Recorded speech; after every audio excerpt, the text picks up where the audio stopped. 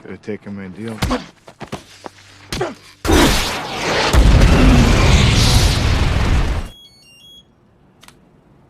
Hello? Halo semua, apa kabar? Kembali lagi bersama saya Mr. Han. Kali ini saya akan merangkum film yang menceritakan tentang betapa bobroknya sebuah sistem hukum dan hal itu membuat seseorang pria merasa sangat kecewa karena pelaku atas pembunuhan istri dan anaknya mendapatkan sebuah hukuman yang sangat ringan. Film berjudul Law Abiding Citizen dirilis pada tahun 2009. Sebelum lanjut, jangan lupa untuk klik tombol like, comment, share, dan subscribe. Dan jangan lupa aktifkan tombol lonceng agar dapat notif langsung dari saya. So, tanpa basa-basi lagi, langsung saja, let's go!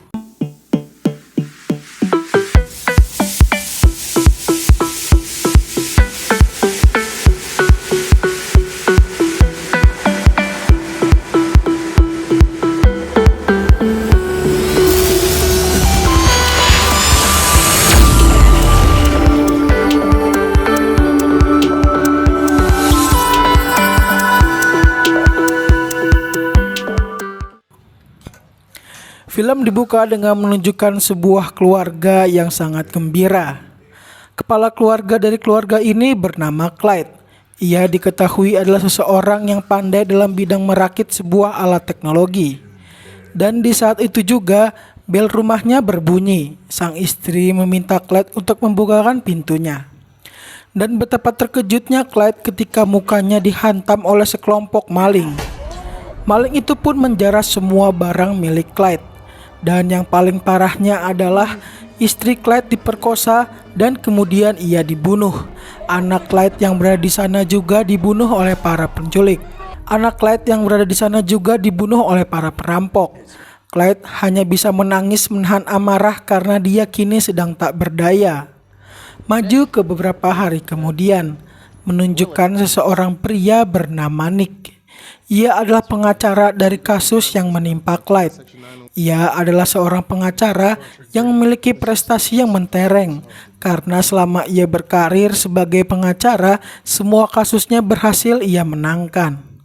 Kemudian ketika ia sedang berdiskusi dengan asistennya yang bernama Sarah, ia mendapatkan informasi dari temannya bahwa Clyde datang untuk menemuinya. Ia pun segera pergi untuk menemui Clyde. Clyde bertanya kepada Nick bagaimana proses hukum dari kasusnya. Nick pun menjelaskan bahwa dia sedang mengurusnya, namun posisi mereka sangat lemah karena kurangnya barang bukti. Clyde yang mendengar hal tersebut kecewa dan mendesak Nick untuk bergegas menyelesaikannya. Namun pernyataan selanjutnya dari Nick membuat Clyde sangat kecewa, yaitu bahwa karena mereka kekurangan barang bukti sehingga Nick dengan terpaksa membuat sebuah perjanjian dengan salah satu tersangka yang bernama Darby. Perjanjian itu adalah Darby harus membuat surat pernyataan bahwa memang dia adalah pelaku dari pencurian rumah Clyde dan ia mengorbankan teman pencurinya yang bernama Ames. Ia bersaksi bahwa Ames adalah pembunuh istri dan anak Clyde, dan karena hal itu maka hukuman Darby diringankan, yaitu hanya selama 5 tahun. Clyde pun sangat kecewa dengan keputusan yang diambil oleh Nick karena Clyde melihat anak dan istrinya dibunuh di depan matanya sendiri dan ia meminta Nick untuk membatalkan perjanjian tersebut. Namun Nick berkata bahwa ia tak bisa membatalkan perjanjian karena ini adalah satu-satunya cara untuk memenangkan kasus Clyde. Singkat cerita, persidangan pun dimulai. Nampak Clyde tidak hadir di sana dan Darby sang pelaku datang bersama pengacaranya. Ia nampak sangat santai dan merasa tidak berdosa dengan apa yang ia lakukan. Kemudian Nick memberikan sebuah surat kepada Darby untuk ditandatangani dan di saat itu Darby mengatakan bahwa kau tak bisa melawan takdir. Dan perkataan itu adalah perkataan yang sama yang ia lontarkan kepada Clyde saat ia membunuh istrinya. Sang hakim pun segera memutuskan bahwa Darby dihukum selama 5 tahun dan Ames akan dihukum mati sesuai dengan pernyataannya. Kemudian Nick keluar dari gedung dan berjalan bersama temannya yang bernama Jonas. Jonas yakin bahwa karir Nick ke depannya akan sangat naik drastis. Setelah itu ia bertemu dengan Darby dan berjabat tangan dengannya. Dan hal itu dilihat oleh Clyde dari kejauhan dengan tatapan penuh amarah dan kekecewaan. Kemudian Nick pulang ke rumahnya dan segera menemui istrinya yang sedang hamil anak pertama mereka.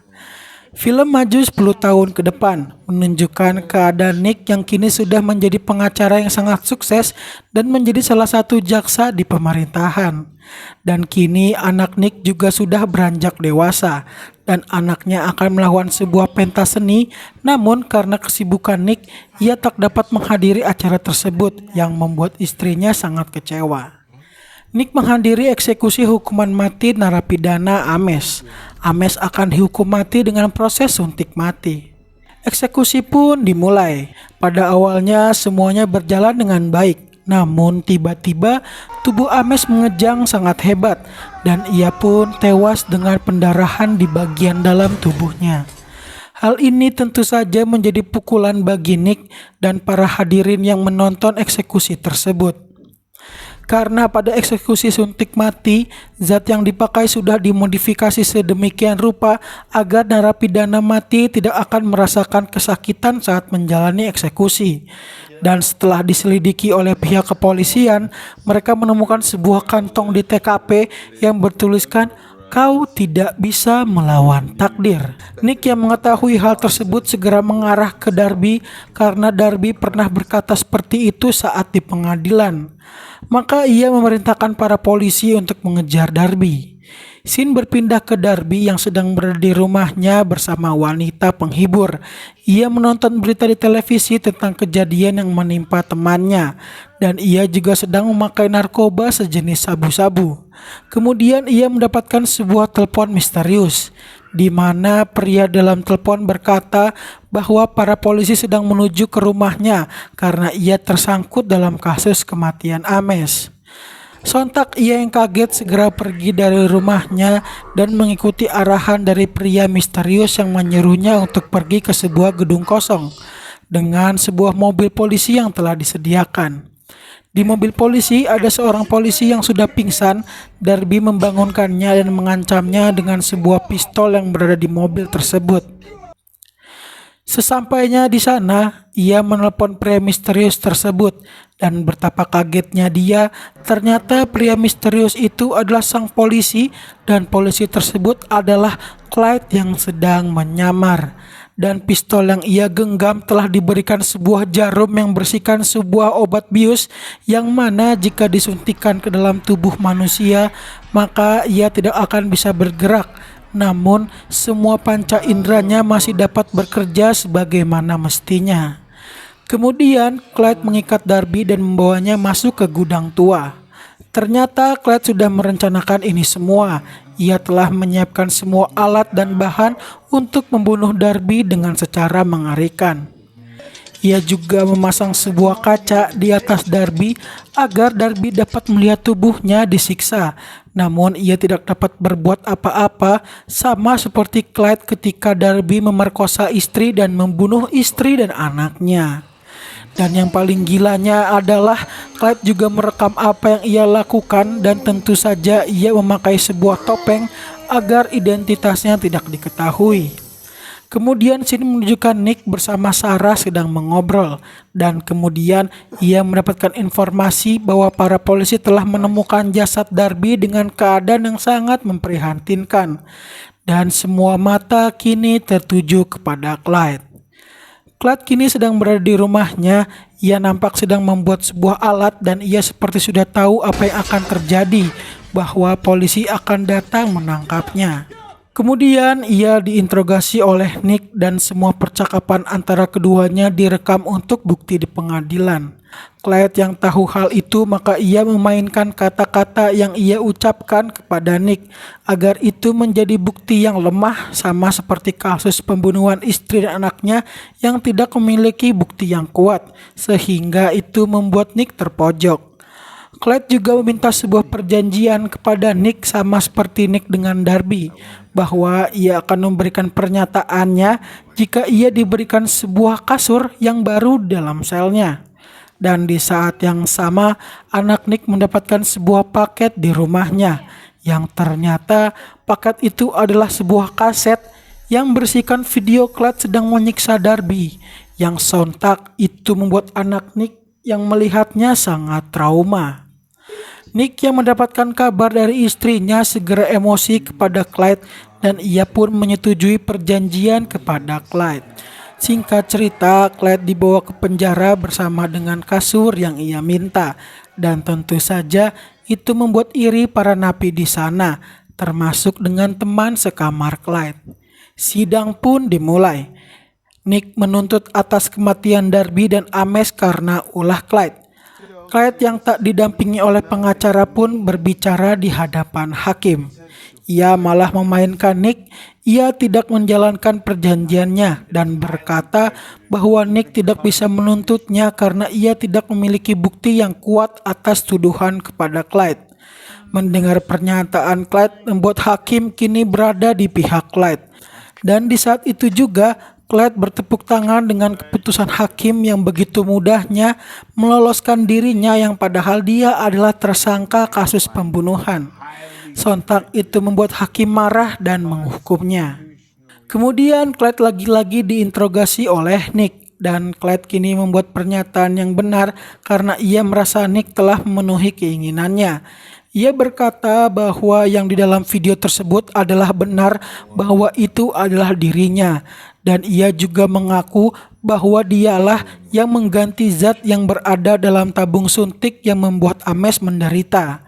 Nick menerima semua pengakuan dari Clyde, dan di saat Nick ingin pergi, Clyde meminta sebuah perjanjian lagi, yaitu ia ingin dibawakan sebuah stick di dalam selnya dan dibawakan sebuah iPod besok tepat jam 1 siang.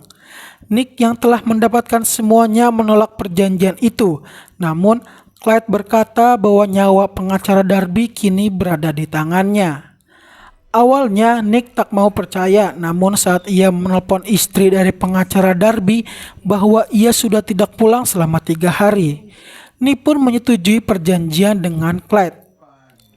Keesokan harinya, Nick menyiapkan semua permintaan dari Clyde, namun ia dan para teman-temannya seakan-akan memainkan Clyde dengan membawa apa yang Clyde minta tidak tepat waktu pada jam 1 siang. Kemudian Clyde pun memberitahu keberadaan pengacara Darby. Para polisi dan Nick segera pergi ke sana, dan betapa terkejutnya mereka melihat pengacara tersebut dikubur dalam tanah dengan sebuah tabung oksigen yang terpasang. Dan Nick lagi-lagi dibuat terkejut oleh Clyde bahwa oksigen yang diberikan kepada pengacara tersebut habis tepat pada jam 1:15, yang mana jika Nick memberikan makan Clyde tepat waktu, maka nyawa pengacara Darby masih dapat tertolong. Dan di sisi Clyde, ia sedang menyantap stiknya bersama teman satu selnya, dan tiba-tiba ia membunuh teman satu selnya tersebut. Kepala penjara yang melihat hal tersebut pun seketika marah dan memutuskan untuk membawa Nick ke ruangan isolasi. Lalu Nick menemui Clyde. Ia berkata bahwa apa dengan semua yang dilakukan Clyde dapat menenangkan perasaan dari istri dan anaknya. Kemudian Clyde membalas dengan cara yang menyedihkan. Ia berkata bahwa kini anak dan istrinya sudah tidak bisa merasakan apapun. Mereka sudah mati. Mendengar hal itu, Nick langsung merenung dan pergi meninggalkan Clyde. Kemudian, Nick diajak pergi oleh Jonas untuk menemui seseorang yang tahu siapa Clyde sebenarnya. Dan pria itu berkata bahwa Nick adalah mantan pasukan mata-mata khusus Amerika. Ia adalah orang yang paling cerdas di sana. Ia juga ahli dalam bidang strategi, dan ia juga berhasil menyelesaikan misi-misi mustahil dengan strategi yang ia miliki. Dan dari sini kita mengetahui bahwa semua yang dilakukan Clyde sudah direncanakan. Mulai dia membunuh Ames dan Darby, kemudian mengirimkan video kepada Nick, hingga yang terakhir ia membunuh teman satu selnya. Itu semua adalah rencana dari Clyde. Dan mengapa ia kini di ruang isolasi? Karena memang ia pasti telah memiliki rencana di baliknya. Kemudian Nick dan Jonas pergi ke hakim yang mengurusi kasus Clyde. Mereka meminta bantuan kepada hakim untuk mengganti hukuman Clyde. Sang hakim pun mau menggantinya. Lalu ia mendapatkan sebuah telepon dan tiba-tiba Hello? sebuah peluru menembus kepalanya yang membuatnya tewas di tempat. Nick dan Jonas yang melihat hal itu sangat kaget dan mereka kini sangat ketakutan menghadapi Clyde. Nick lagi-lagi menginterogasi Clyde. Kini ia bertanya apa yang Clyde inginkan dan mengapa ia membunuh orang-orang yang ia incar. Clyde berkata bahwa ia tak ingin membalaskan dendamnya. Ia hanya ingin memperbaiki sistem keadilan yang bobrok. Dan Clyde lagi-lagi meminta perjanjian kepada Nick, yaitu ia ingin semua tuntutan atas dirinya dicabut besok jam 6 pagi. Dan jika tidak, maka nyawa teman-teman Nick akan menjadi taruhannya. Mendengar hal itu pun, Nick memerintahkan anak-anak buahnya termasuk Sarah asistennya untuk tetap tinggal di kantor malam ini hingga besok pagi. Dan ketika jam 6 pagi tiba, tidak terjadi apa-apa. Maka Nick dan lainnya memutuskan untuk pulang ke rumahnya masing-masing. Dan ketika para anak buah Nick memasuki mobilnya masing-masing, tiba-tiba Nick pun sangat marah dan menanam dendam kepada Clyde. Kemudian Nick dan Jonas dipanggil ke gedung wali kota untuk bertemu dengan sang wali kota. Ia meminta pertanggungjawaban atas semua yang terjadi kepada Nick dan Jonas. Nick pun berjanji akan menyelesaikan masalah ini dengan cepat. Kemudian Nick pulang menemui istri dan anaknya. Ia memutuskan untuk membawa anak dan istrinya pergi ke tempat yang aman bersama polisi, sedangkan dia harus melawan Clyde.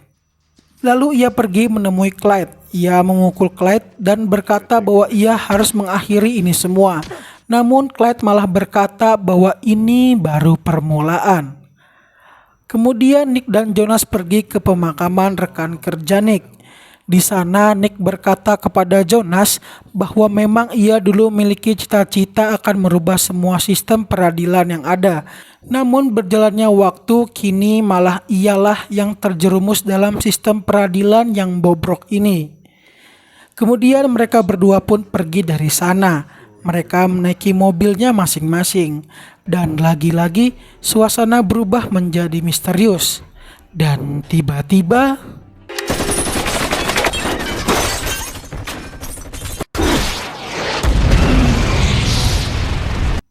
mobil yang dinaiki Jonas ditembaki peluru dan dengan diakhiri dengan tembakan dengan sebuah rudal yang membuat mobil itu meledak.